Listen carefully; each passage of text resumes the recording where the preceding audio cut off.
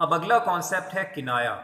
دیکھیں، جب کسی لفظ کو اس کے حقیقی معنی کے بجائے، یعنی جس کے لیے وہ لفظ بنا ہے، اس کے حقیقی معنی کے بجائے غیر حقیقی یا مجازی معنی میں استعمال کیا جائے تو یہ کنایا کہلاتا ہے۔ اور کنایا کے جو لفظی معنی ہے وہ چھپی ہوئی بات کے ہیں۔ کنایا سے مراد اشارہ بھی ہے۔ مثال کے طور پر میں کہتا ہوں کہ بچے کو دیکھ کر ماں کا کلیجہ ٹھنڈا ہو گیا۔ اب کلیجہ ایک فزیکل ایک آرگن ہے، لیکن یہاں مراد یہ ہے کہ ماں کو سکون ملا بچے کو دیکھ کر۔ اسی طرح میں کہتا ہوں کہ تم تنگ دل ہو، تو اب تنگ دل، ویسے تو اگر اس کے اصل معنی کو دیکھیں گے تو اس کا مطلب یہ ہے کہ دل تنگ ہے، یعنی فزیکلی کوئی حجم میں کم ہو گیا دل، لیکن ایسا نہیں ہے، بلکہ میری مراد یہ ہے کہ تم کنجوس ہو، تم سخی نہیں ہو۔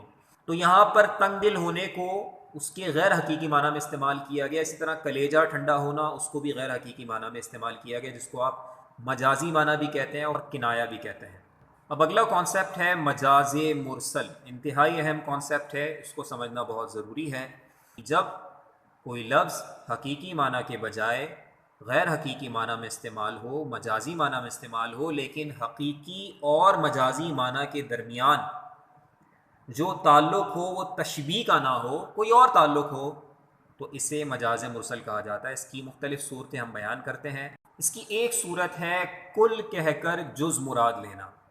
مثال کے طور پر میں کہتا ہوں کہ بیٹا چھری رکھ دو، ہاتھ کٹ جائے گا۔ اب جب میں نے کہا ہاتھ کٹ جائے گا تو میرا مقصد یہ نہیں تھا، میری مراد یہ نہیں تھی کہ پورا ہاتھ کٹ جائے گا، بلکہ ہاتھ کا کوئی حصہ، انگلی وغیرہ کوئی جگہ زخمی ہو سکتی ہے، کٹ سکتی ہے۔ تو میں نے پورا ہاتھ کہہ دیا، یعنی میں نے کل کہہ دیا، لیکن میری مراد جز تھی۔ اسی طرح میں کہتا ہوں کہ میرا گھر پاکستان میں ہے، تو اس کا یہ مطلب نہیں ہے کہ پورے پاکستان میں میرا گھر ہے، بلکہ پاکستان کے کسی صوبے کے کسی شہر کے کسی علاقے میں میرا گھر ہے۔ تو مراد میری جز ہی تھی، لیکن میں نے کل کہہ دیا، تو کل کہہ کر جز مراد لینا یہ بھی مجاز مرسل کی ایک صورت ہے۔ ایک اور صورت یہ ہے کہ جز کہہ کر کل مراد لینا، یعنی اس کا اپوزٹ۔ مثال کے طور پر میں کہوں کہ زندگی 2 دن کی ہے۔ اب اس کا یہ مطلب نہیں ہے کہ 2 دن، بلکہ میری مراد یہ ہے کہ زندگی بہت مختصر ہے، تو میں نے جز کہا اور کل مراد لے لیا۔ مجاز مرسل کی ایک اور صورت ہے سبب کہہ کر مسبب مراد لینا۔ سبب کہتے ہیں کاز کو اور مسبب کہتے ہیں ایفیکٹ کو۔ مثال کے طور پر میں نے کہا کہ بادل برسا، تو یہاں میں نے کہا تو یہ ہے کہ بادل برسا، لیکن میرے ذہن میں یہ کہ بارش ہوئی ہے، یعنی تو وہ نتیجہ، وہ مسبب مراد تھا، لیکن میں نے سبب کا ذکر کر دیا۔